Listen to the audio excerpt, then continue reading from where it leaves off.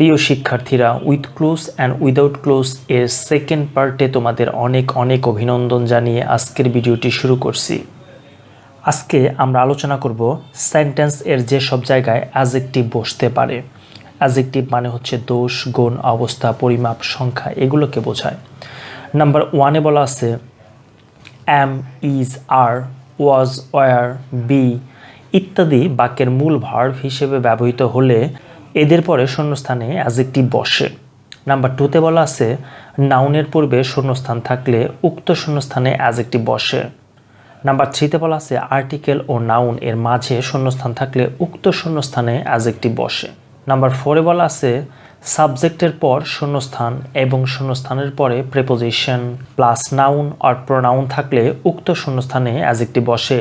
Number 5-এ বলা আছে কিছু কিছু ভার্ব যেমন seem, grow, look, taste, remain, sound, appear, turn, become, became, get, got ইত্যাদি এদের পর শূন্যস্থান থাকলে উক্ত শূন্যস্থানে সাধারণত অ্যাডজেক্টিভ বসে। যদি শূন্যস্থানের পূর্বে কখনো এ জাতীয় শব্দগুলো দেখতে পাই তাহলে সেই শূন্যস্থানে অবশ্যই আমাদের অ্যাডজেক্টিভ ইউজ করতে হবে। জাস্ট আমরা রোজগুলো একটু জেনে নেই, পরবর্তীতে আমরা প্র্যাকটিস আকারে প্রত্যেকটা ভেঙে ভেঙে বোঝার চেষ্টা করব, তাহলে আরও বেশি ক্লিয়ার হওয়া যাবে। নাম্বার 6-এ বলা আছে দুটি অ্যাস এর মাঝে as dot dot as or so dot dot as, যেগুলো আমরা পজিটিভ ডিগ্রিতে ইউজ করে থাকি, এদের মাঝখানে সবসময় অ্যাডজেক্টিভ এর পজিটিভ ফর্ম বসে। নাম্বার 7-এ বলা আছে মোর, মোস্ট এরপর অ্যাডজেক্টিভ বসে। যদি শূন্যস্থানের পূর্বে কখনো মোর অথবা মোস্ট থাকে তাহলে আমরা সেই শূন্যস্থানের মধ্যে অবশ্যই অ্যাডজেক্টিভ জাতীয় কোনো শব্দ ইউজ করব। নাম্বার 8-এ বলা আছে দেন এর পূর্বে অ্যাডজেক্টিভ এর কম্পারেটিভ ফর্ম বসে। এই পর্যায়ে আমরা দেখব সেন্টেন্সের যে সব জায়গায় ভার্ব বসতে পারে। নাম্বার 1-এ বলা আছে অতীত নির্দেশক শব্দ বা ফ্রেজ যেমন yesterday, ago, long, since, last night ইত্যাদি থাকলে শূন্যস্থানে ভার্ব এর পর পাস্ট ফর্ম হয়। নাম্বার 2-তে বলা আছে বিফোর এর প্রথম অংশ পাস্ট পারফেক্ট টেন্স হলে পরের অংশ পাস্ট ইনডিফিনাইট টেন্স হয়, আর একইভাবে আফটার এর পরের অংশ পাস্ট ইনডিফিনাইট টেন্স হলে পরের অংশ পাস্ট পারফেক্ট টেন্স হয়। নাম্বার 3-তে বলা আছে had better, had rather, would better, would rather, let, must, need, dare all modal verbs do অথবা ডিড অথবা ডাস অথবা টু ইত্যাদি এ জাতীয় শব্দগুলো যদি কখনো শূন্যস্থানের পূর্বে থাকে তাহলে শূন্যস্থানের বসা ভার্বটি অবশ্যই বেস ফর্মে হবে, অবশ্যই বেস ফর্মে হবে। আমরা কেন প্রতিবার বেস ফর্ম উল্লেখ করতেছি, প্রেজেন্ট ফর্ম কেন বলতেছি না? কারণ আমাদের একটি বিষয় জানতে হবে, বেস ফর্ম আর প্রেজেন্ট ফর্মের মধ্যে বিস্তর পার্থক্য রয়েছে। যেমন বিস্তর পার্থক্য বলতে সূক্ষ্ম পরিমাণ পার্থক্য হলেও খানিকটা পার্থক্য দেখা যায়। যেমন বেস ফর্মের সাথে আইএনজি যুক্ত করা যায়, প্রেজেন্ট ফর্মের সাথে আইএনজি যুক্ত করা যায় না। যেমন আমরা বলতে পারি গোর সাথে আইএনজি গোয়িং, সো গো শব্দটা হচ্ছে বেস ফর্ম, আর আমি যদি বলি ইজ, ইজ শুধুমাত্র প্রেজেন্ট ফর্ম, বেস ফর্ম হতে পারবে না, কারণ ইজের সাথে কখনোই আমরা আইএনজি যুক্ত করতে পারবো না। আমরা বলতে পারবো না ইজিং, ক্যানিং। সো বেস ফর্ম আর প্রেজেন্ট ফর্মের মধ্যে পার্থক্যগুলো পরিলক্ষিত করা গেল যে এদের মধ্যে পার্থক্য এইটাই, এই সকল ভার্বগুলোর পরে অবশ্যই প্রেজেন্ট ফর্ম নয় বেস ফর্ম বসাতে হবে, কেননা বেস ফর্মের সাথে আইএনজি যুক্ত করা যায় বা এস বা ইএস যুক্ত করা যায়। নাম্বার 4-এ বলা আছে সাবজেক্টের শুরুতে যদি উড, দ্যাট অথবা সাবজেক্ট প্লাস উইশ থাকলে, এ জাতীয় শব্দগুলো থাকলে সাবজেক্টের পর আমরা অবশ্যই কুড ইউজ করব। এ জাতীয় সেন্টেন্সগুলোতে সাবজেক্ট দুটি হবে, এখানে দুটি ক্লজ থাকতে হবে। নাম্বার 5-এ বলা আছে টু বি এবং হ্যাভিং এর পর মূল ভার্বের পাস্ট পার্টিসিপাল ফর্ম হয়। সবসময় টু বি এবং হ্যাভিং এর পর আমাদের অবশ্যই ভার্বের থার্ড ফর্ম বসাইতে হবে। যেমন কল, কল্ড, কল্ড। নাম্বার 6-এ বলা আছে ভার্বের পূর্বে mind, oath, without, can not help, could not help, despite, in spite of, with a view to, be used to, addicted to, look forward to, get used to এবং শুধু two ছাড়া অন্যান্য সকল প্রিপোজিশনের পর ভার্বের বেস ফর্মের সাথে আইএনজি যুক্ত করতে হবে।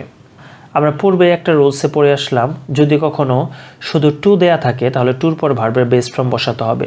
আর যদি সেই টু যদি কোনো ফ্রেজের মধ্যে চলে আসে বা এই জাতীয় শব্দগুলো উপরে আলোচিত শব্দগুলোর পর যদি কখনো শূন্যস্থান দেওয়া থাকে, গ্যাপ দেওয়া থাকে, তাহলে সেই গ্যাপে যে ভার্বটি থাকবে বা যে শব্দটি বসাবো তার সাথে অবশ্যই আমাদের আইএনজি যুক্ত করতে হবে। নাম্বার 7-এ বলা আছে, সাধারণত একটি সিম্পল সেন্টেন্সে দুটি ভার্ব থাকলে দ্বিতীয় ভার্বের সাথে আইএনজি যুক্ত করতে হয়। তবে এই ক্ষেত্রে আমাদের আরেকটি কথা মাথায় রাখতে হবে, যে দুটি ভার্বের মধ্যে যে ভার্বটি আগে চলে আসবে, যে ভার্বের কাজটি আগে করা হয়েছে সেই ভার্বের সাথে আইএনজি যুক্ত করতে হবে, আর পরবর্তী ভার্বটি আমাদের টেন্স অনুযায়ী ইউজ করতে হবে। কেননা আমরা জানি সিম্পল সেন্টেন্সে একটি সাবজেক্ট একটি ভার্ব, দ্যাট মিন্স একটি ক্লজ থাকবে, সেখানে একাধিক কোনো ফাইনাইট ভার্ব আসতে পারবে না। সেখানে একাধিক নন ফাইনাইট ভার্ব আসতে পারে, বাট ফাইনাইট ভার্ব থাকবে অনলি ওয়ান, একটি। তবে কতগুলো ভার্ব আছে যাদের পরে দ্বিতীয় ভার্বটির সাথে আইএনজি যুক্ত না হয়ে ভার্বটির পূর্বে টু ব্যবহৃত হতে পারে। এ ধরনের ভার্বগুলো হচ্ছে promise, agree, demand, decide, seem, intent, ask, refuse, plan, want, need, etcetera বা ইত্যাদি।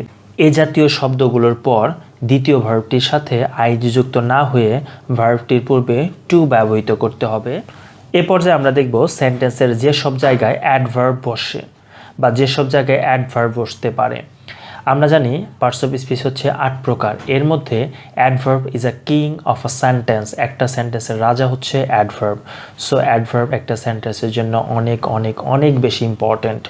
নাম্বার 1-এ বলা আছে, বাক্যে সাহায্যকারী ভার্ব ও মূল ভার্বের মাঝে শূন্যস্থান থাকলে উক্ত শূন্যস্থানে অ্যাডভার্ব বসে।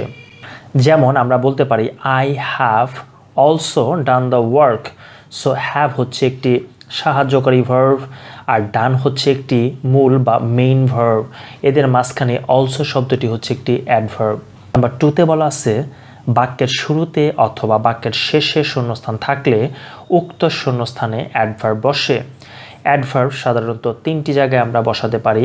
একটা হচ্ছে first position of adverb, second position of adverb, একটা হচ্ছে final, that means end position of adverb. So এখানে বাক্যের শুরুতে অথবা বাক্যের শেষে শূন্যস্থান থাকলে উক্ত শূন্যস্থানের পূর্বে সাধারণত অ্যাডভার্ব বসতে পারে। যেমন আমরা বলতে পারি surely you will make a good result in your coming exam. Surely শব্দটি বাক্যের শুরুতে বসেছে। সো বাক্যের শেষে আমরা ইউজ করে বলতে পারি হি গোজ টু স্কুল রেগুলারলি। এই রেগুলারলি শব্দটি বাক্যের শেষে বসেছে এবং এর সাথে একটি এলওয়াই যুক্ত শব্দ আছে, এটি হচ্ছে একটি অ্যাডভার্ব। নাম্বার 3-তে বলা আছে, সাবজেক্ট এবং ভার্ব এর মাঝখানে শূন্যস্থান থাকলে উক্ত শূন্যস্থানে অ্যাডভার্ব বসে। এখানে সাবজেক্ট ও ভার্বের মাঝে যদি কখনো শূন্যস্থান থাকে এবং সেই শূন্যস্থানে অবশ্যই আমাদের কি অ্যাডভার্ব বসাতে হবে।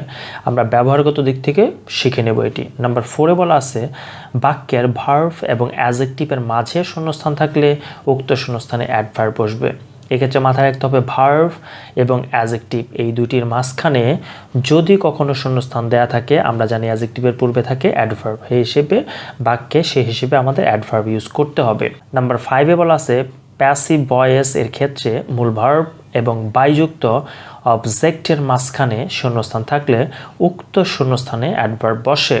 নাম্বার 6-এ বলা আছে, শূন্যস্থানের পূর্বে নাউন এবং পরে ভার্ব থাকলে উক্ত শূন্যস্থানে রিলেটিভ প্রোনাউন বসে।